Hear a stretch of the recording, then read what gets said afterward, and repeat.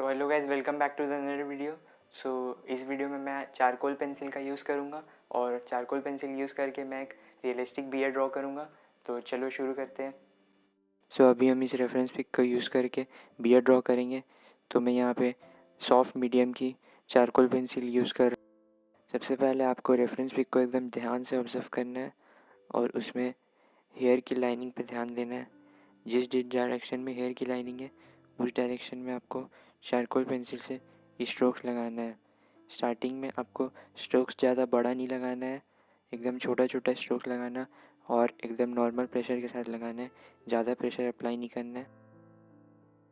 जब भी आप चारकोल पेंसिल का यूज़ करके कोई भी फेशियल हेयर या फिर अदर हेयर ड्रॉ करते हैं तो आपको हमेशा इस बात का ध्यान रखना है कि आप जब पहला लेयर में स्ट्रोक्स लगाते हैं तो उसको एकदम लाइट प्रेशर के साथ आपको लगाना है और ज़्यादा प्रेशर अप्लाई नहीं करना है। ज़्यादा प्रेशर अप्लाई करने से आउटकम पे अफेक्ट हो सकता है, क्योंकि चारकोल पेंसिल पहले से ही डार्क होता है तो उसको हमें एकदम नॉर्मल प्रेशर के साथ ही यूज़ करना है। मुस्टैच पार्ट में स्ट्रोक्स का काम ऑलमोस्ट कंप्लीट हो गया है। तो अब हम बियर्ड में स्ट्रोक्स लगाएंगे। तो बियर्ड में स्ट्रोक्स लगाने के लिए भी प्रोसेस सेम रहेगा। आपको बस दो चीज़ का ध्यान रखना है हमेशा। आपको रेफरेंस पिक में हेयर की लाइनिंग को ध्यान से देखना है और वो किस डायरेक्शन में जा रहा है उसको ध्यान से ऑब्जर्व करना है। बस इसी के बेसिस पे आपको स्ट्रोक्स लगाना है और चारकोल पेंसिल का यूज़ करके सारे एरिया को कवर करना है। अब हम इसी तरह से बियर्ड वाले पार्ट में भी स्ट्रोक्स लगा लेंगे। बियर्ड का हेयर नॉर्मली बड़ा होता है, इसीलिए यहाँ पे मैं बड़ा स्ट्रोक्स लगा रहा हूँ। और एक चीज़ का ध्यान रखना है आपको हमेशा, स्ट्रोक्स जब आप लगा रहे हैं तो हेयर की लाइनिंग पे आपको ध्यान देना है। नॉर्मली बिगनर्स जो होते हैं वो ये गलती करते हैं कि वो हेयर एक ही डायरेक्शन में ड्रॉ करते हैं, तो आपको ये चीज़ नहीं करना है। आपको हेयर की लाइनिंग हमेशा रेफरेंस पिक के अकॉर्डिंग ही ड्रॉ करना है और उसकी डायरेक्शन को एक दूसरे से डिफरेंट रखना है। आप जब इस चीज़ पे ध्यान दोगे तो फाइनल आउटकम जो होगा वो अच्छा आएगा। हमारा पहला लेयर में स्ट्रोक्स का काम ऑलमोस्ट कंप्लीट हो चुका है। तो अब मैं यहाँ पे ब्रश का यूज़ करके इस हेयर को ब्लेंड कर दूँगा। तो ब्लेंडिंग करने के लिए हमें नॉर्मल प्रेशर के साथ इस हेयर पे ब्रश अप्लाई करना है और सारे एरिया को एकदम अच्छे से ब्लेंड कर लेना है। हमारा ब्लेंडिंग का काम ऑलमोस्ट कंप्लीट हो चुका है। तो अब जैसा कि आप ऑब्जर्व कर सकते हैं, रेफरेंस पिक में कुछ कुछ एरिया डार्क है। तो अब हम फिर से चारकोल पेंसिल का यूज़ करेंगे और उस डार्क एरिया में काम करेंगे।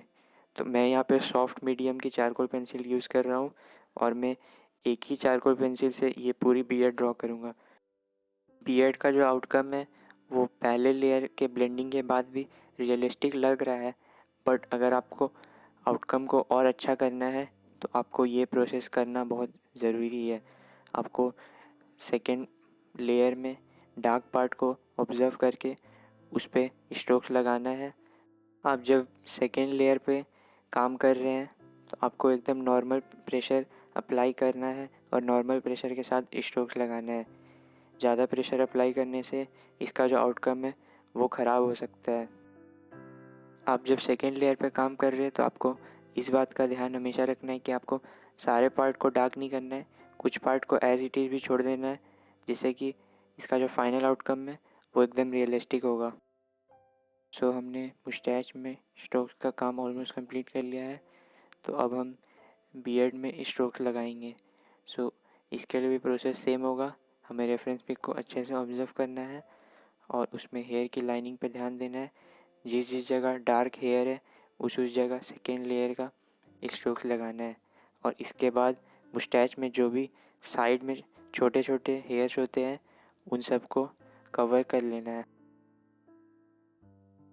अब मैं सेकेंड लेयर में ब्लेंड करने के लिए ब्रश का यूज़ कर रहा हूँ। तो ये प्रोसेस बहुत इम्पोर्टेंट है। आपको इस प्रोसेस की ब्लेंडिंग पे ध्यान देना है। जब आप ब्रश यूज़ कर रहे हो ब्लेंडिंग के लिए तो आपको एकदम नॉर्मल प्रेशर के साथ इसे ब्लेंड करना है। ज़्यादा प्रेशर अप्लाई करने से ये सेकेंड लेयर पहले से डार्क है और प्रेशर अप्लाई करने से इसका जो आउटकम है वो और डार्क हो जाएगा और हमारा बियर्ड का आउटकम रियलिस्टिक नहीं होगा। सो बियर्ड में हमारा ब्लेंडिंग का काम ऑलमोस्ट कंप्लीट हो चुका है। तो अब मैं टम्बो की मोनोज इरेजर यूज़ कर रहा हूँ।